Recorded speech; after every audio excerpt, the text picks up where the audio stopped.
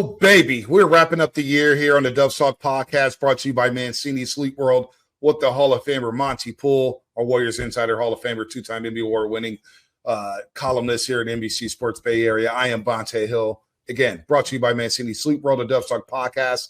Visit sleepworld.com. Why Mancini's? What separates them from the others? Well, it's their rest easy promise. Of course, Monty, 365-night comfort guarantee. Try your mattresses for a full year. If it's not the right fit, they'll fight to make it right. Free next day delivery, plus old mattress removal. Buy today, sleep better tomorrow. No wait, no extra cost. Best price guaranteed. And find a better price for your mattress purchase. They will beat it. No questions asked. And how about this? Here's the kicker. 0% financing for 60 months. You cannot beat that at Mancini Sleep World. Sleepworld.com. 0%. The Warriors. Back to some basketball, which is why we're here. They just wrapped up this 3-game road trip, 2-1. We discussed the first game in Toronto, how that didn't go well. But overall, the Warriors have won 5 of their last 6 games, 2 games over 500. They go into the new year probably feeling as good as they have all season long. You're starting to see a consistent starting lineup, although Quentin Post has been up and down over the last week or so. But you're seeing a consistent 5. 7 straight games in which he's gone with Moody, Post, alongside Steph, Jimmy, and Dre. And then you get this bench now rolling where they had a monster night against Brooklyn. And today against Charlotte, they dropped 61 points led by Brandon Podziemski, who, by the way, Brandon Podziemski, a lot of people think I get paid by Joe Lacob to bring up something positive about Pods. Well, for all the people who think that I'm a Pods propagandist here, look it ain't propaganda when you think about what he was doing entering the game against Charlotte. He was shooting 51% from the floor, 41% from 3 in the month of December. Well, against Charlotte, he goes 6 of 9 from the floor, 5 of 7 from the 3-point line, helping the Warriors make a season-high 24 threes, and he scores 19. And 3 of those threes were in the fourth quarter to gain some separation against the Charlotte Hornets. So we don't have to start with Pods, but just to let you know, Pods has played his best basketball in the month of December. Oh, no, no doubt about that. No doubt about that at all. Pops took a lot of grief early in the season, and some of it he deserved. Yep. But you're starting to see now, the basketball player the Warriors constantly say he is. Because you hear what's said about Pods, and you watch him play, and you got, what are they seeing that we're not? And so now you're seeing what they say. This is the way he is. He's done a better job of taking care of the basketball. He's doing a better job of getting rid of the basketball, moving it, and his shot has come around. So, he's never going to be able to be a defensive stopper. You don't expect that. That's not going to happen. But he tries. But offensively, he's become a player that you can put out there and think you'll get good stuff from, instead of a player that for a while here comes Pods. And now it's like, no, here comes Pods. Okay, let's see what happens, because he's rolling pretty good right now. He's making a nice comeback from the early part of the season when he just wasn't very good. Yeah, no, the bench is playing really well over the last 2 nights and starting to stabilize some things. Guys are starting to get some minutes. D'Anthony Melton starting to find a rhythm. Looking at the stats, you hear Guy Santos with a big first half against the Charlotte Hornets. 4-4 from the floor, 3 from 3. Nice hustle plays, offensive rebounds, tips, hustle plays that you need if you want to win big-time basketball games moving forward. So we'll get to the next stretch coming up for the Warriors, because this is critical when it comes to moving up in the Western Conference standings in terms of gaining some traction for your own team, building momentum here and starting to go on a run like they did last season with Jimmy Butler, in which they went 23-8 over the last 31. Well, are we in the midst of a run like that with the Warriors? Steph. All right, he comes back on his homecoming. Steph is Steph. We know that. 9 of 16 from the floor, 5 of 10 from 3. Draymond, double-double, first one of the season, 10 points, 12 assists. And I like it when he's aggressive offensively. And then you get Jimmy Buckets going to the free throw line 12 times, making 11 of them. This was an offensive shootout against Charlotte. Now, the thing, again, that's worrisome as Steve Kerr starts to tighten his rotation, still playing a lot of guys, but starting to give some leeway to the minutes there. What's going to do them then, if they don't clean this up, is to point to the paint, it's to point off turnovers, and it's the turnovers themselves. They still have a turnover issue, which allows Charlotte to get back into this game and made it a clutch game, Bonnie. Yeah, the turnovers. Here's the thing about the turnovers, though. Early in the season, and even in some more of the recent games, the turnovers were a critical issue and led to them losing a game, and so certainly that was the case in Toronto. It's like that third and fourth quarter is like, here, take this game, Raptors, it's yours. But their offense is starting to come around to the point where it can offset some of those self-defeating tendencies. It happened against the Hornets, where the Warriors shot the ball so well. It happened against the Nets, who had a top 3 defense in the league for the last several weeks. Yeah. And the Warriors turned the ball over against the Nets too, but they shot better than 50%. So if that looks like the old Warriors, I mean, I'm not comparing this team to the old Warriors, but the old Warriors could beat you. They can commit 18 turnovers, give you 24 points, and beat you by 12 because their offensive firepower. Well, the offense is coming around now, and it's a little bit of everybody. It's Steph doing his thing. Yeah. Jimmy's pitching in, doing his thing. Here you got Potts coming in. And so other guys are chipping in, giving 10, 12 points. Melton's shot is still not where it needs to be. No doubt. But it's coming, and you take what he gives you on defense. So their offense is kind of starting to sort of offset some of that sloppy ball handling that they do. It still needs to get better, obviously. No doubt. They started this game in the first quarter giving them 13 points off turnovers. Come on. And we know they talk about it. We know they work on it. Right. And yet the game starts and oops, here, turnover. So I think the offense is coming around enough to where it'll shave off some of that margin of error there. And again, you got to keep shooting at a high percentage. And when you shoot, in this game against the Hornets, 50, 40, 90, high 40s. Well, Monte, it was almost 50, 90. Yeah. That's what we're talking about against the Hornets. 55% from the floor, 49% from 3, 94 from the free throw line. A lot of wide open threes, and they were nailing them down the left and right, starting with Steph and Pods and Guy Santos. And GP2's playing well off the bench. He's now stacking up some good games here. And you get the starting lineup. Quinn Post finally saw the ball going to the basket today. 3 of 5 from the three-point line, where he ended up 3 of 7, but early on 3 of 5 from 3. So, offensively, they were rolling. 35 assists. The percentages are up. Now, it's the Charlotte Hornets. The Charlotte Hornets are 11-22 now. They don't defend anybody. I don't think they defend themselves in practice. I mean, you watch LaMelo ball. I mean, LaMelo ball ends up getting his numbers, 47, 5 and 5. Yeah. But I watched him take a one-legged 3 minutes into the game. I watched him lose Moody in the corner. I watched him lose somebody GP2 in the ball. Like, he does not defend. Now, this guy Canupo. Bonta, you gotta keep your LaMelo standard to yourself, because there's people out there who think the Warriors should have drafted LaMelo and made him the face of their new face of the franchise. So you better be careful with that, man. No, I'm not going to be careful. I'm going to tell those dudes who thought LaMelo should be on the roster, you're an idiot. Excuse my language. You're an idiot, though. I mean, you think LaMelo Ball is going to play off the ball next to Stephen Curry, or those habits that he has? You just don't shake them. Like, he would have drove Steve Kerr, Draymond, and the company crazy. Now he's got skill. Yes, there's nothing to indicate that he is a winning player. Yes, not yet. I haven't seen it. Never seen it yet. Yes, a winning player. I haven't seen it. Look, Canupo and Brandon Miller.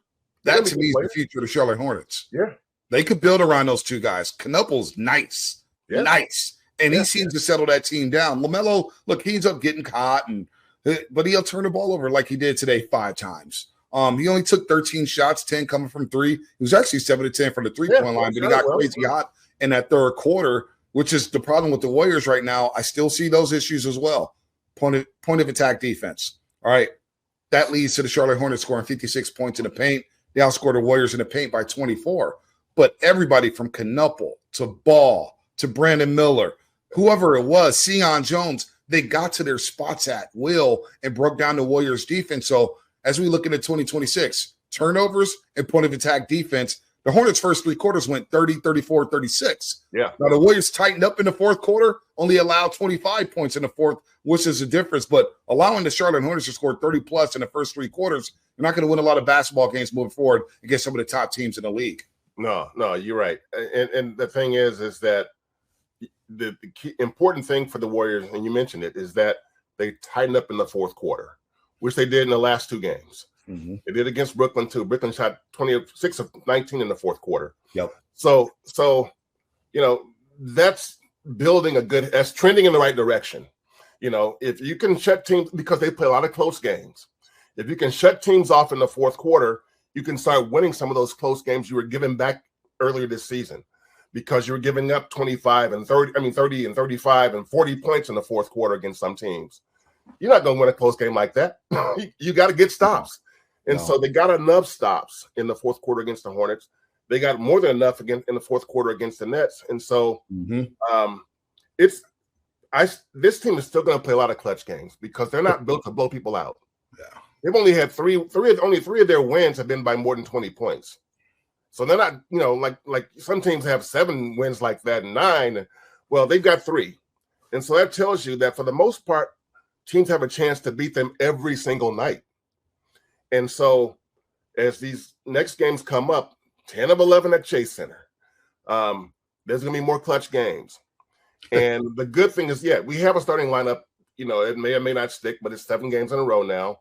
But they have a closing lineup they seem to like, and it looks pretty good right now. It's small. That's the question. How's it going to look against a good big team? But you've got, Steph, Draymond, and Jimmy with Will Richard and DeAnthony Melton. That's your closing lineup right now.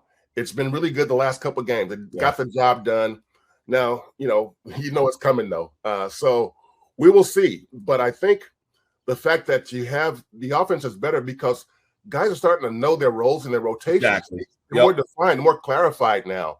Same starting lineup. Steph is getting that mid-quarter break. And he comes in, goes out early, comes back late. And Jimmy and Draymond being separated a little bit. You're seeing that. So these are things that weren't happening as Steve was scrambling around trying to find rotations. And now they seem to be settling into a pattern that gives them a chance to be the team they've been saying since September that we can be. Now, I'm not saying they're going to win 50 games. But what I am saying is that they're trending toward being a team that has a really good chance of climbing out of that 8 and 9 place and getting into the box. The box. Getting into the 6, 5 and 6 area, because some of those teams ahead of them are going to start to tumble. No doubt. We'll get to that in just a moment here. But you talk about the stretch with the bigs and guys starting to slide into their rotations moving forward here. That is a good sign. But as you mentioned, the competition does ratchet it up. It starts to get ratcheted up Friday to start the new year against Oklahoma City, the reigning defending NBA champions. They have a San Antonio problem, but the rest of the league, they've lost 2 twice. So don't think Oklahoma City is slipping right now. They're playing some good basketball overall this season. But you mentioned the 18 and 16, 5 of their last 6. And as we look around the Western Conference, 10 of the next 11 at Chase Center. The one road game is down in LA against the Clippers. Kawhi's starting to roll. But you don't have to leave the state of California for the next 11 games. And you look at what's going around in the Western Conference. 12 games, 10, 11, right, at Chase Center, right? Yep. 3 weeks. 3 weeks.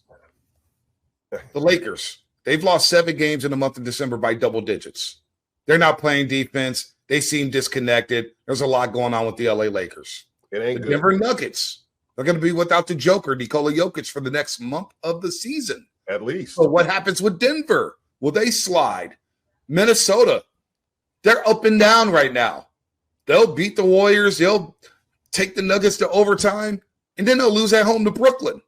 And last I checked, as we're recording this podcast, they're getting blown out in Atlanta.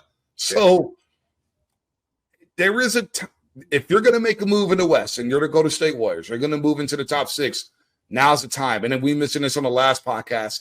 I really feel like the Warriors over the next 11 are going to have to go at least 8-3 if they do want to move up in the standings and make some noise in the Western Conference. Now's the time. If they go 8-3, that will give them a 13-4 run. Yep. Because they're 5 of 6 now. They're 7 of 11. And this is the first time of the season they've won 7 games in an 11-game span. That's how rickety this season has been, man, how raggedy it's been. You win 2 games, you lose 2 games. You win 3 games, you lose 3 games. It's been like that. And so this is the first stretch where they've been over 500 for more than a couple of days, more than a few days. And so now it's like, as you come home, it's got to be now. Yep. They call it the dog days, but for the Warriors, they play 34 games. Yep. At the end of this stretch, they'll be up to 45 games. And at 45 games, they got to be somewhere with like 26 and 19. Yeah, I'm gonna say 26, 27 wins. Right. The next 11, Monty, if they want to be 26 and let's say 26 and 19, or we could say 27 and 15, 12 games over 500. They're gonna have to go 9-2 over the next 11. It's that simple. You win 9 games, that gives you right now you're 18 and 16. You go 9-2, 27 and 18. Okay. Now go one by one. You go each game and you tell me what's a W and what's not a W, and what's a W, what's an L, and what's an iffy or whatever. 50-50. Oklahoma City, Friday night.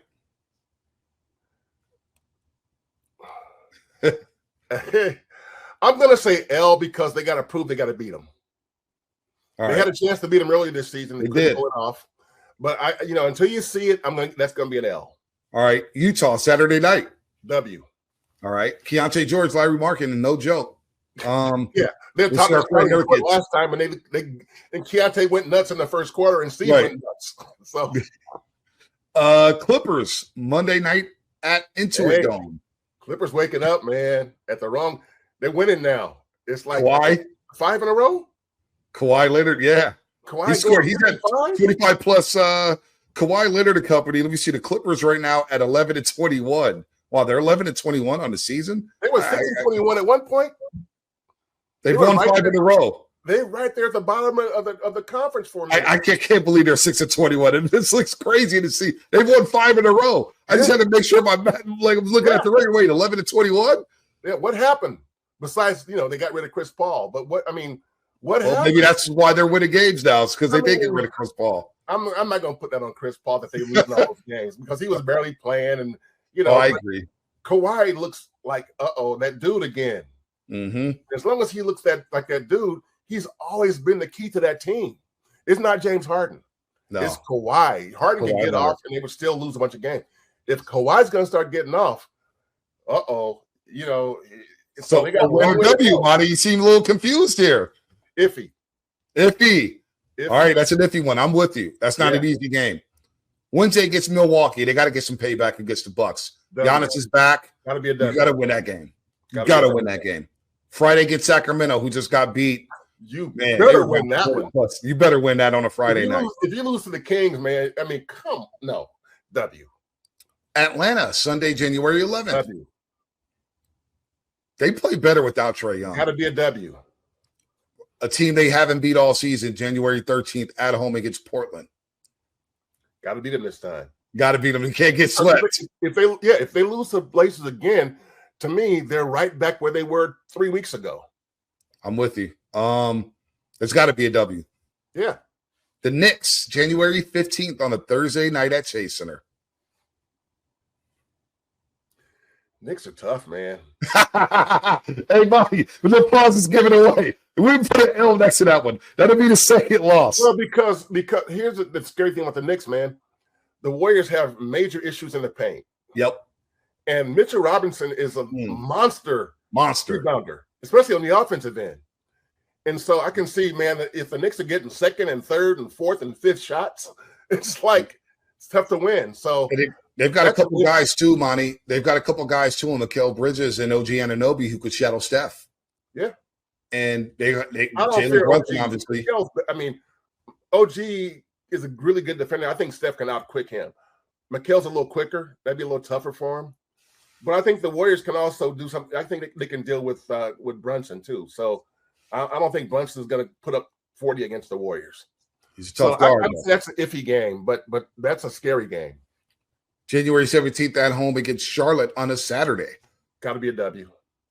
This to me is these next two to end the homestand, to end this stretch before they go on a road for 4.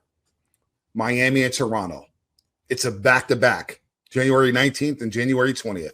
Yeah. A Monday and a Tuesday. It gets Miami at home and it gets Toronto at home. If they can, like I said, if they can go 8-3 over 11, I'll feel really good about it because those two games on the back end are going to be very difficult to win. Miami, we know what they bring to the table. Eric Spoelstra always has them ready to coach up. Now, who will be in the lineup at that point? We shall see. Yeah. But Andrew Wiggins coming back home, Bam Adebayo, they just played really well together. And in Toronto, who we just saw this past Sunday, Scotty Barnes grabbing 25 rebounds. They're long and athletic. They get to the cup, and they have rangy defenders who could give the Warriors all types of problems here. So there's not too many cupcakes on this homestand, Monty. Yeah, but they were doing a pretty decent job against the Raptors until they gave the game away. They were in winning position. They were. And they gave the game away with turnovers. So I think they can beat the Raptors. I mean, you talk about the Raptors are, you can say that they're like, similar to Portland in the sense that they got length and they're not as big as Portland. Mm-hmm. Portland got some big boy. I mean, Klingon is like 7'9" or whatever he is. They got some beasts in there. Yep. But Portland is long and athletic, and so is Toronto. And but they had them. That's a game they should have won, and would have won had they not given it away. So that's back to back at home, back to back. That should be a W. That should be a W. They know. You think they sweep that back to back? I think they have to. Ooh, it's going to be difficult. Those are going to be difficult games right there because Miami's going to make you work for everything. They are scrappy. They know how to run zone. They can be dog walk though on the right night. And what Miami will do is try and take away Steph and make somebody else beat you. And the Warriors, maybe by then Melton has his 3-point shot back. Right now he's making 1 out of every 3 or something. Yeah. So and if Pods keeps going, if Will Richard continues to play well, you've got guys who can do some stuff that can make a difference against the Miami team. Because Miami's not a big team; they're an active team. They win with activity and with effort. And so I think that's a game where the Warriors, if they match their effort, they win that game. Dude, you know what? By that time, there may be a resolution, not a New Year's resolution, but a resolution to a situation that's been hovering over this franchise. Are you going to say it? Are you going to say it? I'm just leaving it alone, man. I'm leaving it alone. Just leave it. Get out of myself. Could be a resolution to some of the roster situations. We've gone 25 minutes without mentioning it, so it's going to be a resolution. That's all. And maybe that is my New Year's resolution. I think I know what you're talking about. That situation. I know what you're talking about. Any other resolutions? If you're the Warriors and you're Steve Kerr, Monty, before we wrap this up, what would be, you think, Steve Kerr's top New Year's resolution? Oh, you know what it will be. Please treat the basketball as if it's valuable. Turnovers have killed the Warriors in so many games this season, and if they continue, even if the offense is improving, which it is, you can't continue that habit. You have to get better at that. Yeah. And as the competition gets better, it's going to harm you even more. So if they can keep the turnovers down, I'm not talking about just turnovers, especially the live ball turnovers. Like against the Raptors, there was a couple where it was like a turnover and a dunk. Turnover and a dunk the other way. Turnover and a dunk the other way. That's the kind of stuff that kills momentum. It kills your runs. You can have a nice little run going, and then you commit a turnover, it goes the other way, boom. And then, or as it was the case against the Raptors, you can commit turnovers on 3 consecutive possessions and going the other way, give them buckets, and the entire momentum has swung to the other team on the road. So momentum is turnovers. I'm with you there. Turnovers, especially the live ball turnovers. The clutch game thing is funny. I just call it another day at the office when it comes to the Golden State Warriors. Because they were up 15. They come out in the third quarter, 10-0 run, up 15. And as you know, the Warriors were trailing going into the fourth quarter by 2. As the Hornets ended that frame on a 36-19 run. So, they're going to be in a lot of basketball games. I'm with you. They're not good enough right now to just blow out teams and win going away. Hopefully they could fix that at some point. Hopefully they do. But That would be the top New Year's resolution I have as well, the turnovers, because they're one of the worst teams in the league when it comes to turning over the ball, over 16 turnovers per game, and they're one of the worst teams in the league when it comes to giving up points off turnovers. Tonight against Charlotte, they gave up 28 points off turnovers. They're a minus 11 in that department. So got to be better when it comes to that. But I think those will probably be on the top of Steve Kerr's wish lists and New Year's resolutions for them. Dub Nation, go ahead and comment on the YouTube page. What is your resolution for this basketball team moving forward? 18-16 as we head into the new year. They've won 5 of their last 6 games. How about that? And now they have 10 of the next 11 at Chasener with an opportunity to move up in the Western Conference standings. Again, what is your New Year's resolution? What do you have on your wish list for the Golden State Warriors as we move into 2026? Any final thoughts as we close out this year, Monte, and head into 2026? Well, when you invite people to give their hopeful resolutions, right now Draymond Green is not, he's getting heat because of turnovers mostly. Yeah. Some of the passes he makes, and Draymond, yeah, he's a good passer, but sometimes for as smart a player as he is, he makes a pass that makes you go, what was he thinking? And if he cuts back on those, you got something. He was double-digit turnover game. I mean, double-digit assist game against the Hornets. But what do you have? 4 turnovers? 4 turnovers. Yeah.